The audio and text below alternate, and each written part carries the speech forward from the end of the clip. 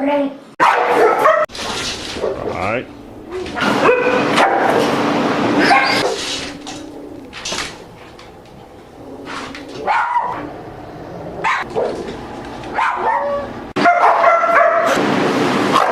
So we'll start here, and we'll start with food aggression first.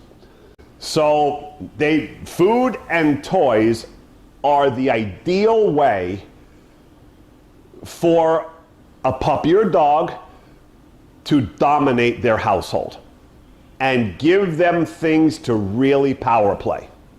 So in wild, food is a main source, right, of doing dominance.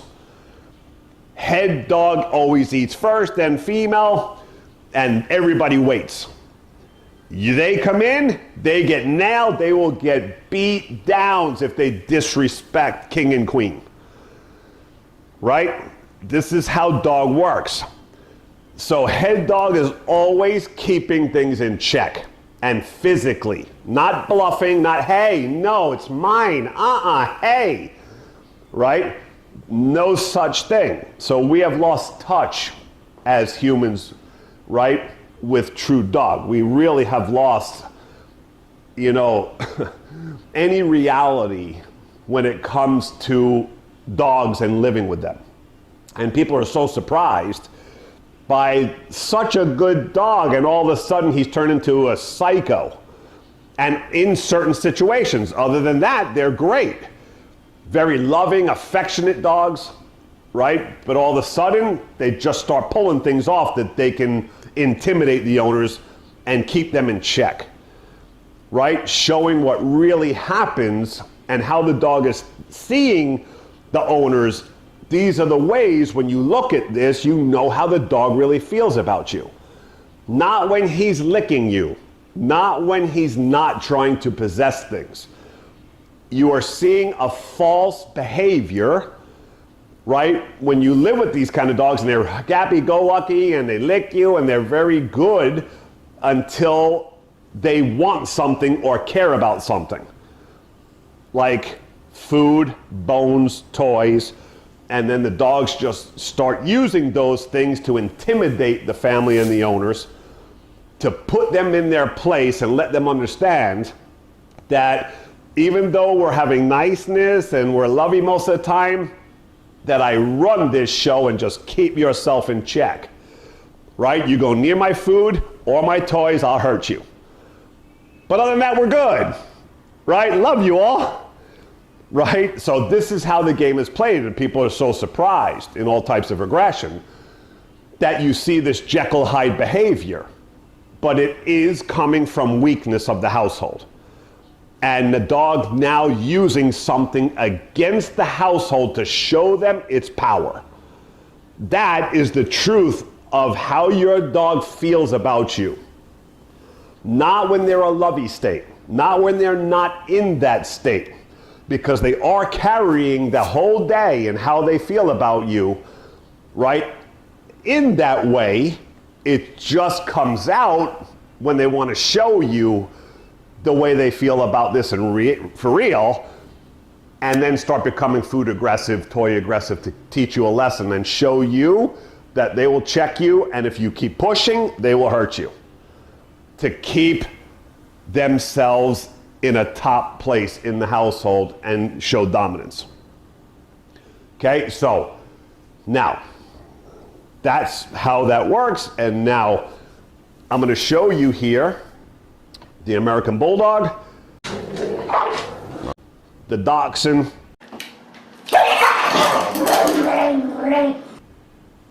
of my cases, right? Those two cases were mine, of food aggression, and I mean serious food aggression. Like these two particular cases, it does not get worse than these two cases. You will never see two worse cases in the world, in any trainer's life, than these two dogs, okay? So, the American Bulldog, right, that I'm gonna show you here. This guy came to us as well with the little dachshund here. Same time. Same problem. Just happened to be exactly the same type of aggression. So, the American Bulldog, being a big boy, powerful, right? This is dangerous, dangerous territory, right? These guys are, I used to breed American Bulldogs. They are tough as nails when they're in aggression state. Tough period. And the owners, we had to go pick this dog up because they could not even grab him anymore to take him to us outside. He has been dominating his household, and it's all been revolving around food aggression, mainly. All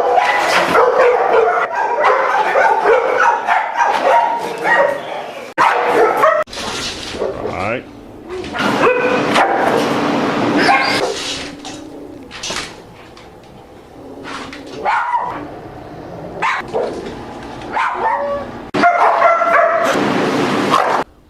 Toy aggression to a degree, Bones.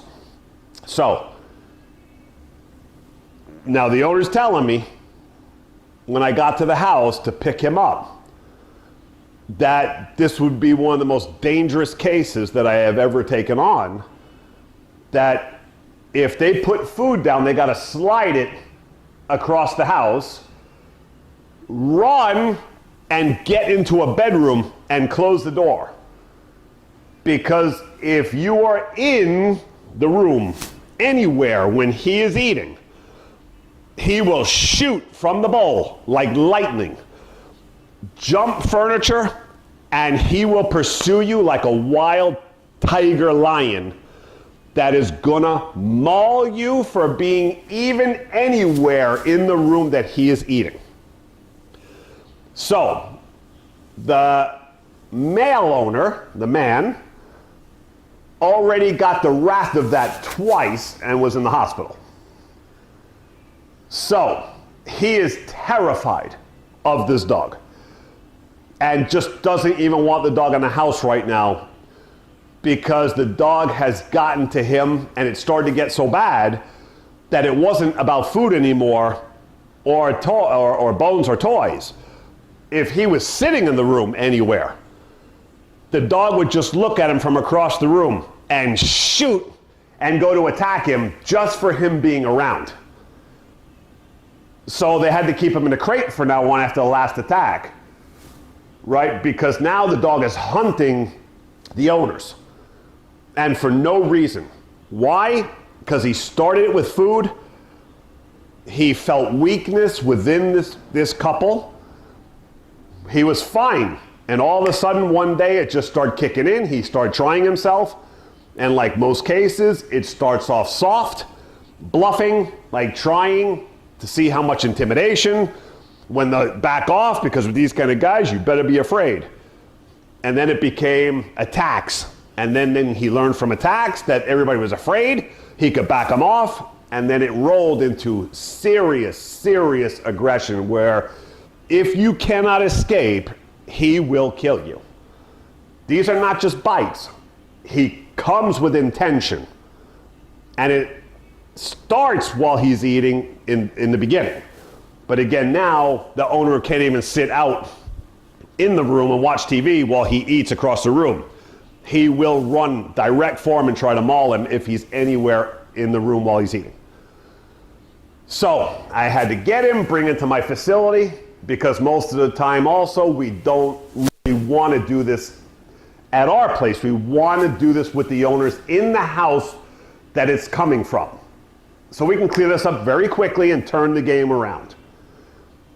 So here you're going to see how I go about handling this. Okay? Because you're going to see here when we had the food down, crate or in the room, okay?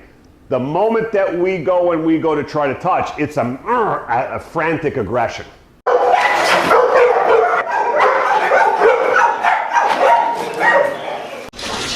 right. Now, let me just also say, with the suit on, I'm going to get to this in a second, why we do these things. When we go do this, and he bites, even in a little bit where it's this, right, that doesn't seem like much, if you didn't have something covering your flesh, even with these little kind of bites he's doing, all right, you're going to the hospital. Okay? So people don't realize your skin and tissue was not meant to be bitten. Dog is meant to be bitten by other dog. So they can take good corrections without punctures generally, unless it's severe aggression, right? That it's okay. They take the correction bites, they're okay, it's not damage. Us as humans were not meant for physical like that, and the slightest little teeth thing we rip open, it can be severe with just a tiny little connection. Okay? This does not have to be severe. So, now, this is where the suit plays a major role and why in my system that I get things done so fast, okay, and permanently. So, taking this here, the suit purpose, one, of course, not to be damaged when we do this, right? Two, the suit, because the dog doesn't know what the suit is, right? The dogs that we're doing this with are not protection trained. They've never seen a suit in their lives. So they don't know what it is. They're still going to bite you in it, right? Because they don't know what, it could be a sweater. They don't have any idea what a suit is. So when we go anywhere near the food, we know attacks are coming. But the key to this is you cannot fight back. You cannot have a reaction. You can't go like this at all to avoid a strike. It has to be complete stillness when the dog goes and does it, like it did not affect you. The dog is getting no reaction from his aggression, right? So what happens now is we get a very calm state of mind when the dog is in his aggressive, territorial, possessive mode. All right? This is the key, okay? So when we do that reaching and they go bite, we let them. All right?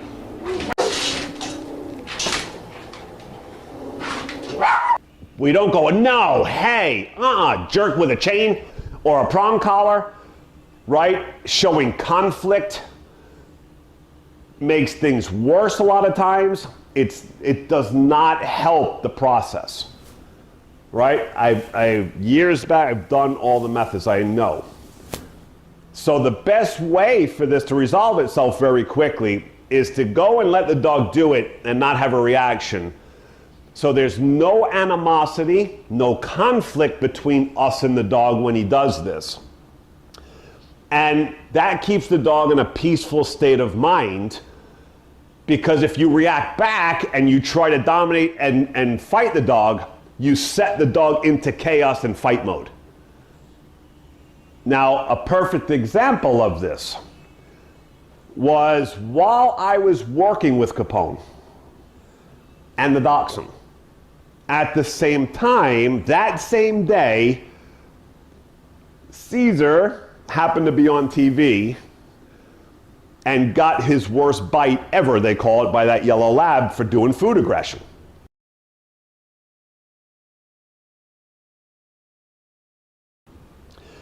This is one of the things I have always said not to do for this reason. Because I learned a long time before Caesar ever got a TV show what not to do.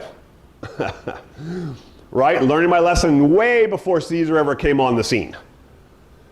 So it just happened that that day when we were finishing up Capone and the Dachshund here, for the first day of their aggression.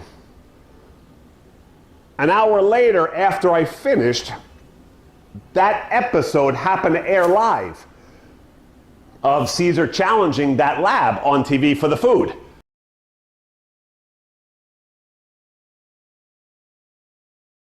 Right, and dominating him and waiting for the lab, right, and then went after the lab physically, and the lab checked him and didn't fall for that, and then grabbed onto Caesar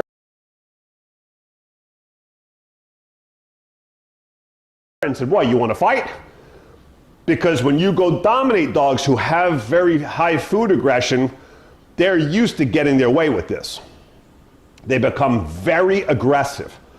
Now it becomes primal, right? So when you go and check them like you're dominant, and they've been getting their way with this and scaring people, they are not going to back off the fight generally that easy if it's real food, if it's real aggression. If it's wussy stuff and it's a little aggression here and there, a dog will back off. They don't have the guts for it. They really didn't mean it. They've been bluff aggressing. It's not real food aggression. But this yellow lab had real food aggression. And when Caesar challenged, the dog grabbed the hand, bit him good, held on, shook, right? Caesar was kicking it and all that, and the dog stayed there from the kicking and the trying to get it off and to that. Come on, you want more? So the lab sat there waiting for Caesar to make another move. Like, if you come and try to dominate me, I'm gonna get that hand again. I'm not going to back off that easy. I will not let you push me around like that as a bully. Okay? And he ended up going to the hospital. Okay? Because it was that severe. This is why I wear jackets, and I learned my lesson a long time ago. Don't have conflict with dogs in aggressive state of minds. And then we'll get things done very quickly. Okay? So there, when the dog grabs with the suits and we don't react, they give it their best shots, right? And they realize that as much as they've been nailing you with their best shots, you haven't gone away. But you're not pressing and trying to fight them and intimidate them and trying to, because then you'll set them off again and they'll try to bite the suits and it'll be on, and it'll just be this conflict. So in passive state, we let them do what they want to do, because you're not going to get hurt in the suit with a dog who doesn't know how to bite. Right? And then they just start to let go. Now at the same time, when they are biting us in the suit, we are correcting them with an e-collar. Because the e-collar is the gentlest, most communicative, immediate way without conflict between us and the dog. This is what people don't understand about the beauty of the e-collar, right? So when they go do that, and us not going, hey, no, and trying to retaliate, and they're biting, we touch with e-collar, and they feel that their behavior, their aggressive state of mind, is being corrected by the universe for that aggressive, possessive state, without conflict and without it being personal to the person they're attacking. Okay? This is very important for the world to understand.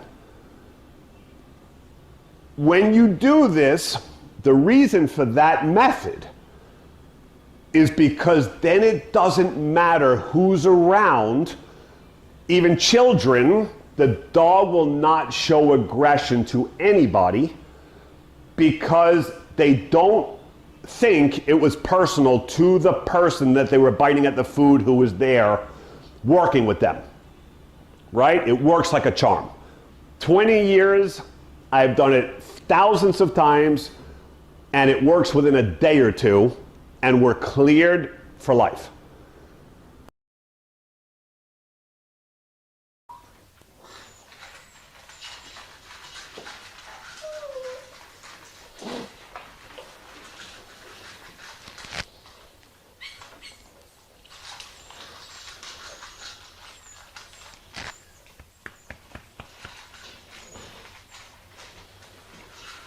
Get a Now, we're gonna do ham. You ready? Capone. Here, bud. Yeah. Good.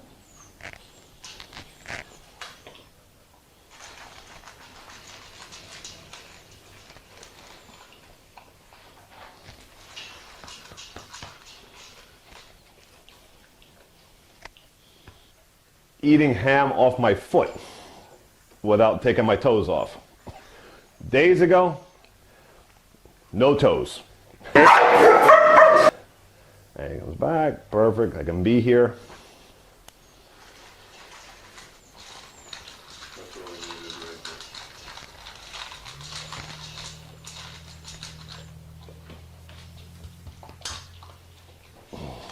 Yeah, buddy.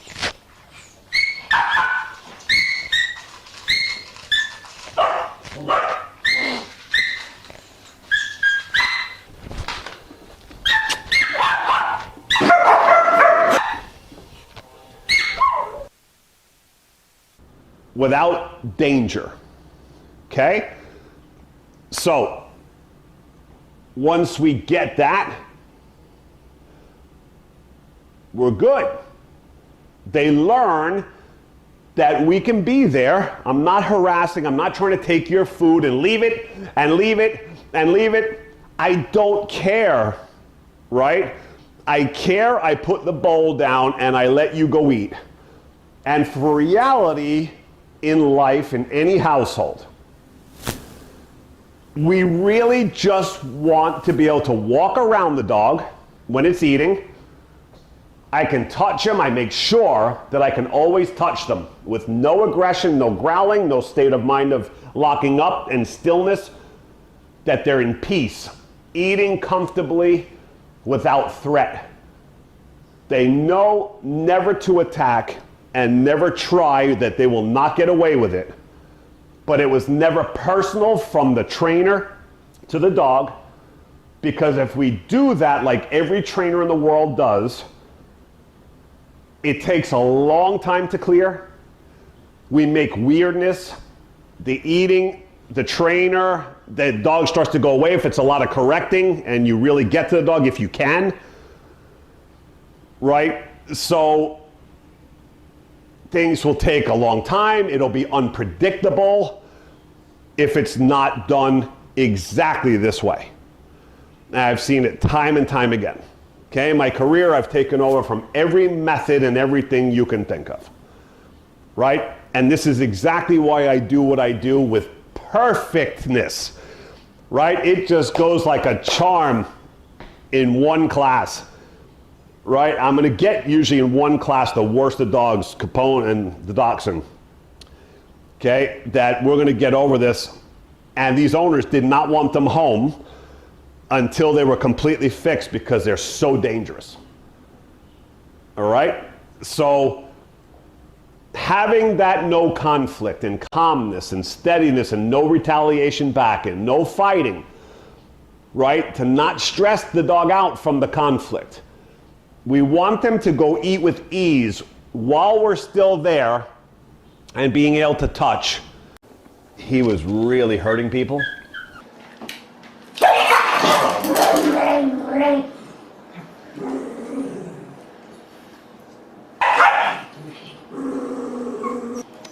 Got you good? Yeah. That's what it feels like then, huh? Around the food, and nobody would try to feed him in a crate for the fear that he was going to savagely attack you. But now, hot dogs, everything else that he really wants. I sit here, we couldn't even be in the perimeter before. Good boy, good boy.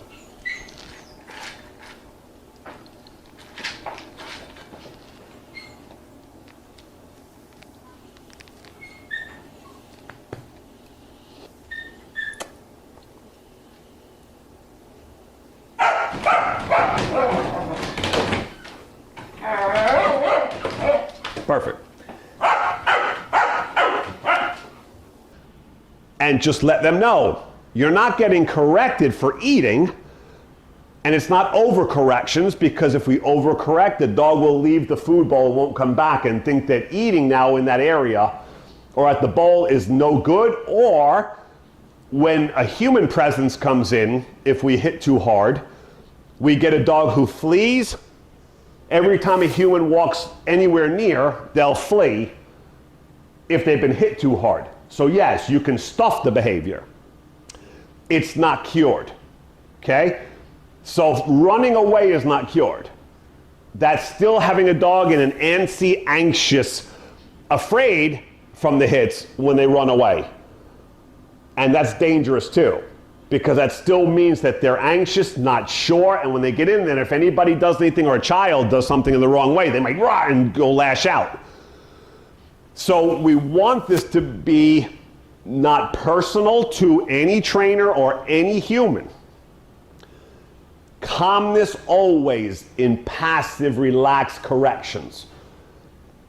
No hostility. So the dog can eat in peace, never afraid that we come up and touch and stand next to. They just keep eating peacefully.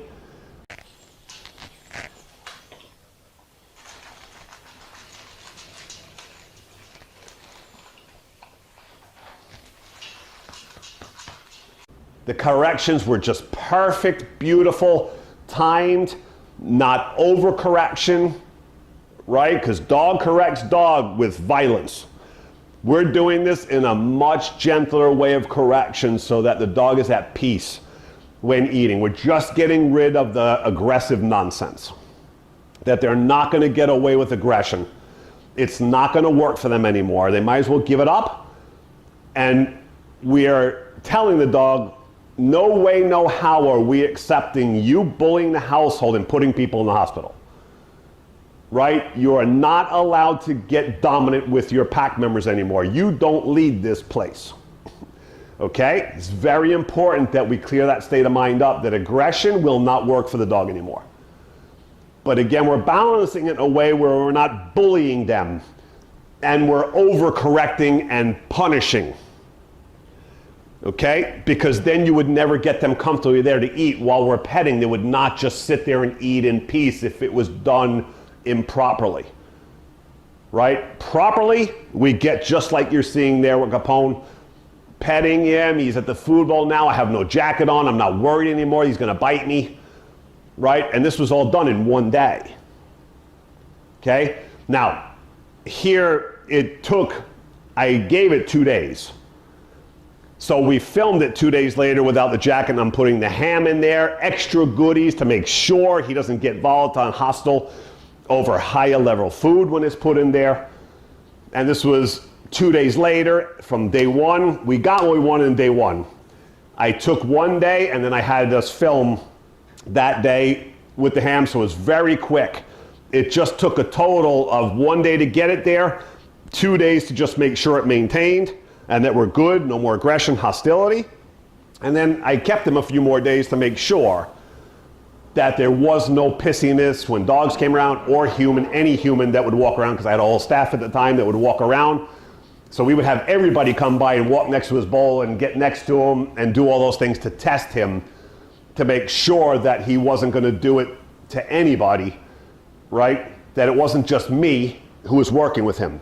He didn't even try to anybody else after I did this with him. So he went home, right, 2 days after filming that last thing. So in total, 4 or 5 days, we're good to go. All right?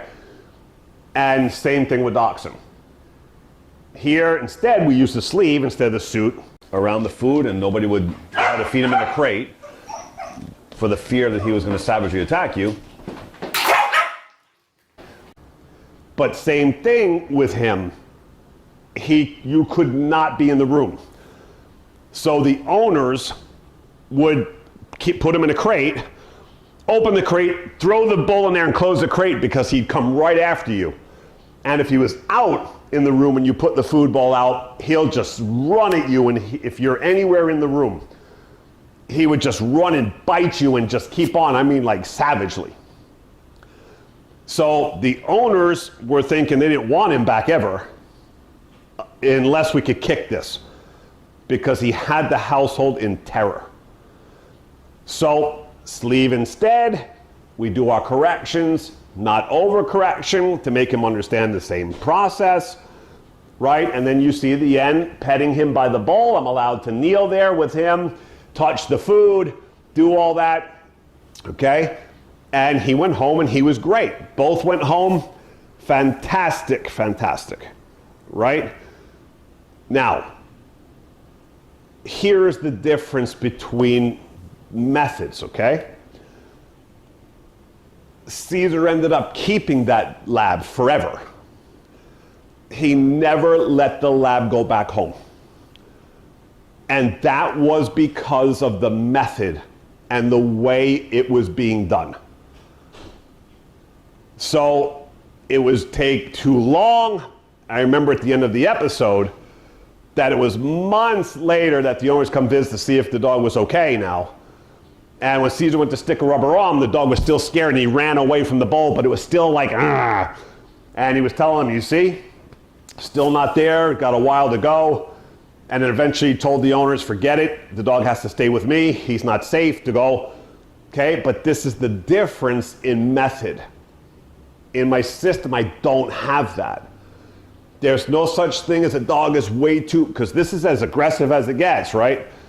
This American Bulldog is just as aggressive as the lab, but worse, different breed type, right? A lab to an American Bulldog in aggression is a big difference, right? And the way they were showing themselves, the American Bulldog's way more hostile than that lab that bit Caesar on TV, right? We're talking about a whole different level of aggression than that dog. And we got that dog done in 1-2 days.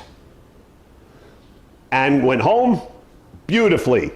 Right? 6 months later, owners call him, nope, he's great, no more aggression, no more, we can be in the room, we can be next to him, we can touch him. Right? The system works. Proven works. Both go home, okay? Perfect. It's about how you create the method and understand the psychology. Now, I'm going to show you something here, right? And these things, when I watch these things, it's hard to hear for me. It's hard to watch because I know better. And this kid, he's young, he's new, I guess, on the scene. And, you know, people have been showing me things of this and I start watching, and these are the kind of things that make me cringe, right? Now, let's stick here to the same subject. He's working with a lab here. The lab is not the aggression, near the aggression of the American Bulldog I was working with, or the Dachshund even. Not even in the vicinity. Way different, much lower level, okay? So you would not even think this lab was aggressive that he's working with. Now, there's many things to this. And these are red flags to me because I've done this so long, knowing that that route is going to get somebody hurt. Okay? It doesn't have a fix on this kind of method. You have to put it on maintenance, and I'm going to explain all this in a minute, just setting this up for you. So you're going to see him here sitting on the floor and jerking the dog with a prong collar, right? Leave it, okay, leave it, okay, right? So now we're getting a little bit more depth, okay? Good. Okay, now watch when I say that word, it's got to stop. Leave it. Yes. See? Yeah. Okay.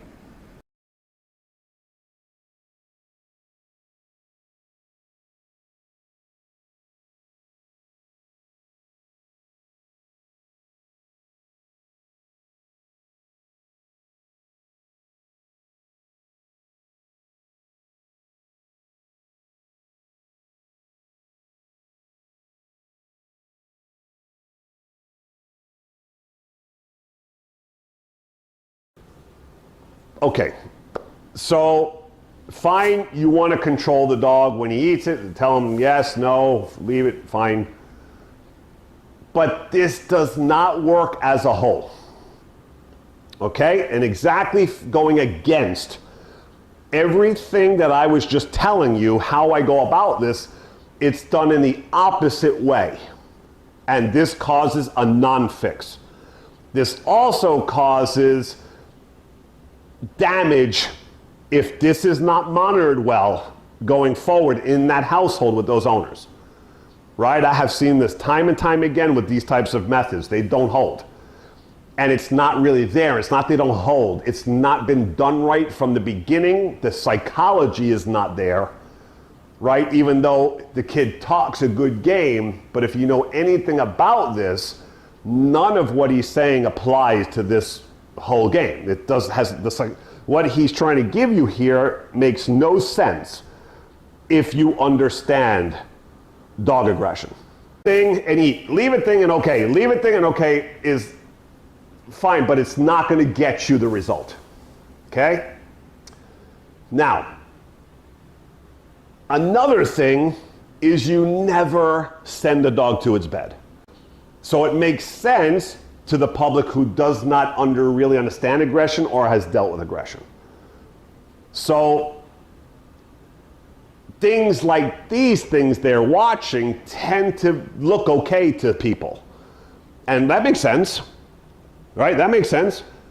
But it really doesn't if you really understand the depth of this.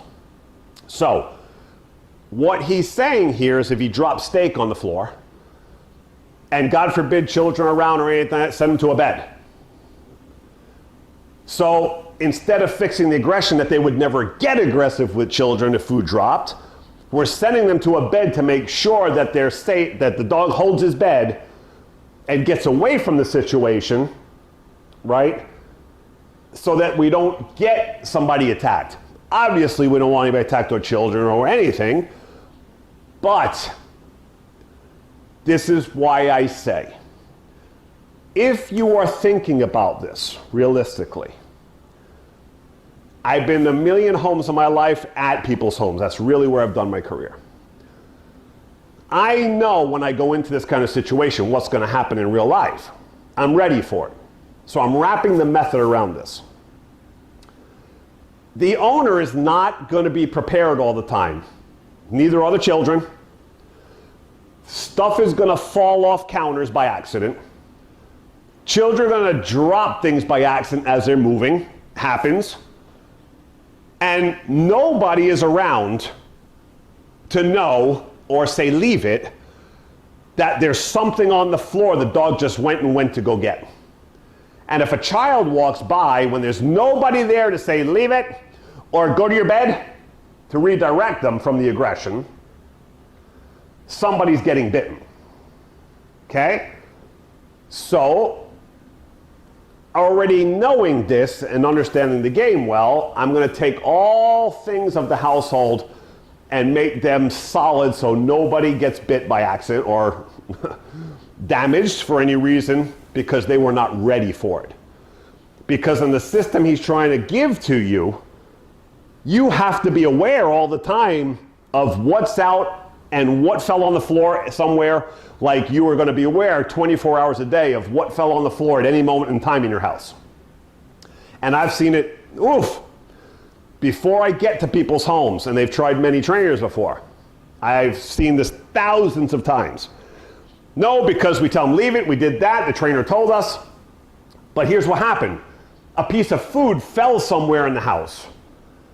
And we were walking by not knowing something fell. We didn't know that he was there. And because he was trying to eat the stuff off the floor, we walked by, all of a sudden came around the corner, walked by, and he bit us in the leg, or he bit the child. Right?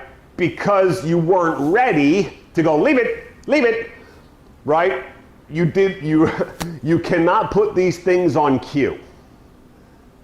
It's a dangerous game. And then setting to the bed makes no sense, right? Because you got to make sure it's cured. You're not sending away to band-aid the problem. Because again, in life happens. And it always happens in the house. Even as adults, we drop stuff by accident. We don't know we dropped. The dog comes up like a scavenger. And if they have possession aggression, food aggression, somebody's going to get hurt. If you didn't say, leave it, no, right? So my philosophy is everything that drops in the house, you correct with collar, don't say anything, and make it the action of grabbing any food that's on the floor in the house, a no-no. So now, if something falls off the counter, nobody has to be there to go, leave it. The dog knows if they go to eat anything that dropped, it's gonna light up, and they won't touch anything without even a human presence around. Right? This is the way you do things to make safe.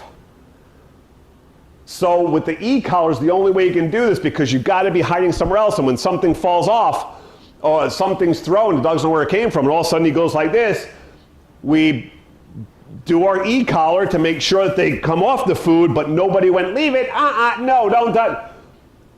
Because to make safety, the dog, anything falls, we'll just tell them, leave everything alone except for what goes in your bowl, or if I give you a treat by hand. Nothing in the house that falls on the floor that you stumble across are you allowed to possess, guard, or be aggressive with. You let it go. You see it on the floor, you smell it, you walk away. Right? So everybody's safe. Because you're not always going to be there, and most of the time nobody's going to be there to go, leave it. Right? Knowing that the dog found something on the floor. So we must make these things negative, okay, so that we are safe and we don't have to worry about cueing the dog. He just knows how to do it by himself. And if a child walks through the room, right, little children are not going to go, leave it, they're not going to be aware. The parents aren't around, they're upstairs somewhere, they're across the house, they don't know something's dropped on the floor. We know that if the child walks through the kitchen, the dog is over there and there's food, the dog's not going to get aggressive or bite the child, because the dog knows not to pick anything up off the floor that was not given to him. Okay, makes sense? So, that leave it, okay, leave it, okay, leave it, okay, not useful. Okay, so going to the bed, not useful at all. Makes no sense when you're trying to look at this in a real perspective. Right? And just tells me that outlook is very amateur. It's not a lot of experience, not being able to see outside of regular thinking. Right? You have to be aware of real life and how this is going to work in real life, of what really happens in a household, to make sure all your bases are covered, that aggressive states and behaviors will never happen. Okay? And then we're good. But e-collar is critical. No other way to do this. I get things done in a day or two, unlike any trainer or system in the world. I always show results. I always get I've done thousands and thousands and thousands, and I could keep going with thousands of aggression cases in my career. And we get them, and some cases owners just gotta make sure they're on their game after we get it fixed. Right? And then we'll be all fine. Okay? So, always result, result, result. Dog training, that's all we care. It's about the result. So these trainers who are showing aggressive stuff on YouTube, to take seriously and give any trainer credibility, we need to see a final result in every single thing and case they're trying to show us. Unless it's a certain kind of example they're trying to show something. Right? For us to take seriously and know you know what you're doing, we need to see the end result always. And I can show it over and over and over and over consistently. And it always works. Or else I wouldn't do the method. I would always change and find the way that's going to make 100. But I have it down. 20 years, I've had a method down that always works. And there's aggression, the first one, and I'll have a few more coming probably over the next few days. So, till next time, Miami Dog Whisperer.